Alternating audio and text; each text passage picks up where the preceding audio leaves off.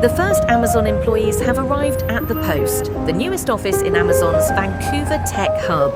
I'm so excited to take you inside the new Amazon office in Vancouver. It is such a beautiful office to get work done in. I love all the greenery, the tall windows, and the amazing views of the city. So come with me for a day in the life as a software engineer, and then I'll give you a little tour. Today is actually my last day in the office before I go on holiday break, but I just got some devastating news.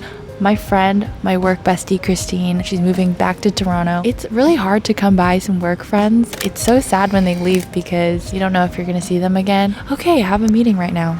I'll get into that. I've been working at Amazon for about 3 months now, and I'm starting to feel a little bit more comfortable, but everything is still pretty new to me. In this last 3 months, I've got the chance to pick up a new feature to work on and actually do some development, which is exciting. Basically, what happened was we're all in a meeting discussing the work that was left to do for this project, and I kind of volunteered myself to do this task without really understanding project scope at all. You're not expected to know everything in the beginning, but you're expected to figure it out as you go. We need some sort of distraction for everybody. Anything new on YouTube?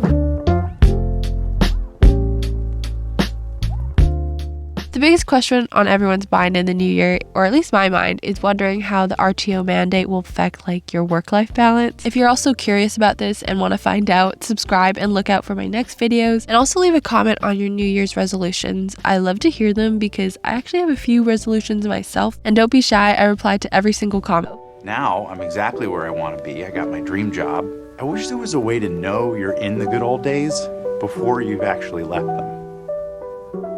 For one of the meetings we had it in this office. I love it. It's so pretty. So I came back here again, but you can see so much. You can see over there, that's Brentwood, and I'm always there for food. I'm a little bit looking forward to returning to the office in the next year because maybe I'll see more people and have a better opportunity to make friends. Making friends in Vancouver is actually pretty hard. I feel like it's really hard to translate friendships in work outside of work. If you're hanging out with people outside of work, then I would consider that a friend. I'm actually so sad that my friend Christine is leaving. I met Christine during my internship at Amazon, and she was just so fun, and we clicked so well, and we like to crochet and we like to eat, and I told her that before she left I was gonna hang out with her almost every single day. It's so nice to have another girlfriend in the office because I actually get excited to go to work sometimes so I can talk to her and see her. So it's gonna be sad when she leaves.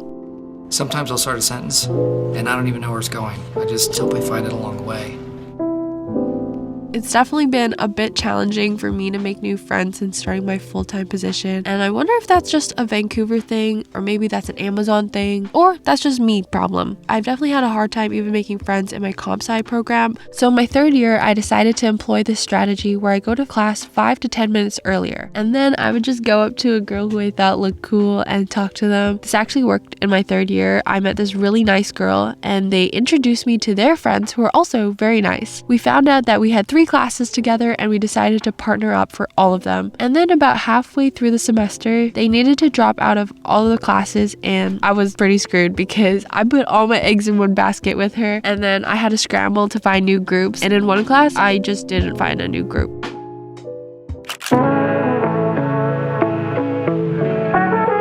This is the Amazon post office. This building just opened right before I started my internship. I love the big windows in here and also the plants. These plants are so healthy. I always look at how green they are. They're taken so well care of. Way better than my plants at home. This is the cafe, and out of all the Amazon offices, I think this cafe tastes the best. I don't know, maybe that's just placebo effect because it looks a lot nicer in here. The Amazon offices are also pet friendly, and I always see people bring their cute little dogs to the office, and it makes me really want to bring my dog Sushi to the office too. So this was the tour of the post. I hope you liked it. Stay tuned for my Q&A section. So the last thing that I have to do before I head out is a self-evaluation. I always thought that after school you don't really get evaluated or tested on anything, but when you're working you get these evaluation review periods 2 times a year. There's a word for it, I forget what it is right now, but basically your manager and your peers kind of evaluate you, give you feedback, and also you evaluate yourself and explain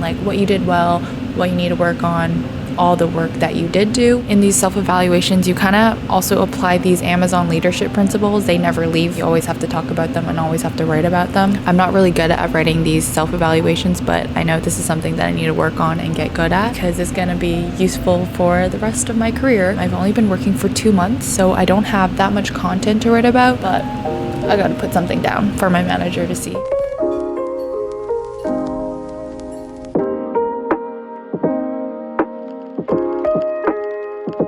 It's like 5 p.m. now, it's like dark outside, so I'm heading out of the office and I'm really excited because I'm finally on break.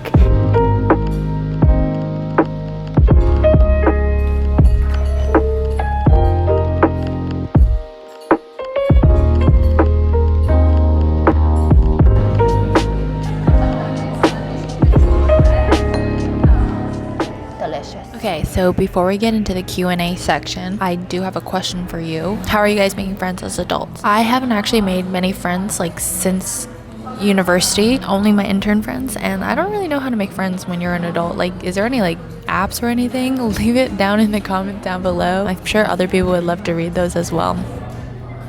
So I asked you guys to send me some questions on Instagram. First question I got was, what is your tech stack? I got this question a lot. So I'm not actually able to share with you exactly what I use at Amazon, but I can tell you that we use a lot of AWS services, obviously, because we work at Amazon. Anything like S3, DynamoDB, CloudFormation, Lambdas. I'm mostly a back-end engineer. I don't really do much front-end development. And in terms of languages, I usually use Java, JavaScript, Python, and Scala. Personally, I don't really feel like programming languages matter all that much. As long as you know one of them, you pretty much know all of them, so you don't have to worry too much. All companies use all sorts of languages, but they all do relatively the same thing. The next question I got was, what degree do I have? I have a bachelor's degree in science, majoring in computer science. And in terms of what degree you should choose if you're deciding between like software engineering, computer engineering, all of my peers have different degrees. A lot of them actually have engineering backgrounds from Waterloo, but we all kind of do the exact same things. We all have the same job. We're all SDEs. We're all software developers. The only difference is that we took different courses to get to where we are. I would say take a look at the courses that you need to take for your degree. Figure out which ones you're more interested in. Generally speaking, I think as an engineer, you have a more rigid course selection process. Like, you can't really choose many electives. For my degree, I chose all sorts of electives, some that were CS and some that were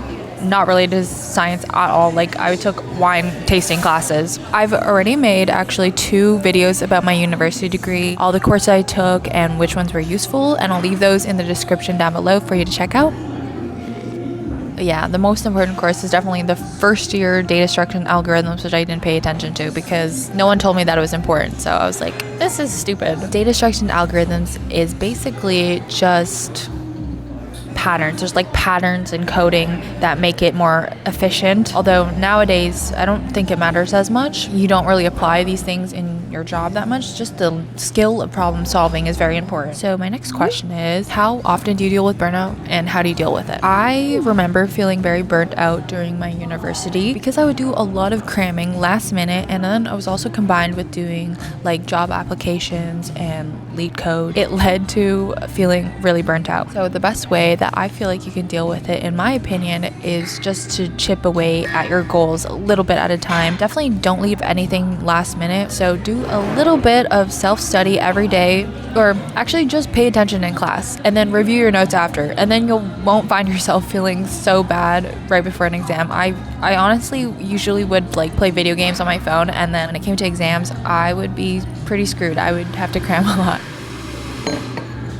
And finally, the last question I got was, has anything changed at Amazon since you came back? Interesting question. Aside from the RTO mandate, there actually is a few things that have changed. And the biggest thing is that there's a fair number of people that have left and new people have come. Like, there's just there's different people. And this is really common in big tech companies, if you didn't know this, but big tech companies have very high attrition rate, which means like people leave. And honestly, I feel like this is a really big problem, and for some reason it's like it's just like commonly accepted. It's a problem because a lot of talented people will leave the company, and they will leave with all this knowledge about how to run the systems. It's just a lot of relearning. It's a lot of people just taking over their stuff and being like, what the heck, what does this even mean?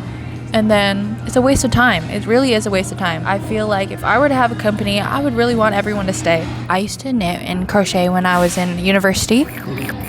I think I just got too busy and then I stopped doing it. But recently I picked it up again because I got sucked in through TikTok. There's just a lot of creators like making the cutest stuff online. And it's honestly perfect for me because the only thing you can make with like knitting and crocheting is either clothes or cute little plushies, and I love it. And I'll show you this other thing I made the other day. I made this little frog. He's so cute. Like, he's actually so adorable, and I just hang him on my backpack. It's just the perfect pastime. I actually get so excited to come back home from work and finish my projects. Now, let me show you what I've been planning to make. I saw this thing on Reddit. It's so cute. It's like this little monkey. He's so cute. It's like a monkey in a onesie, and I'm obsessed with him. I just bought a pattern to make him, and I'm really excited. That's gonna be my next project after I finish this up. What I really like about crocheting and knitting is that it's quite like mindless at times because you do the same move over and over again, so you can watch TV or listen to music, but then it's also like you're creating something. You're not just like watching TV. I'm excited to have a hobby. I remember people would ask, or like, what do you do like in your free time? And I honestly never really had any answers for them. So if you want to be able to send me questions in the future, be sure to follow me on Instagram. It's saralee.mp3. Thank you for watching this video. I'll see you in the next one. Bye.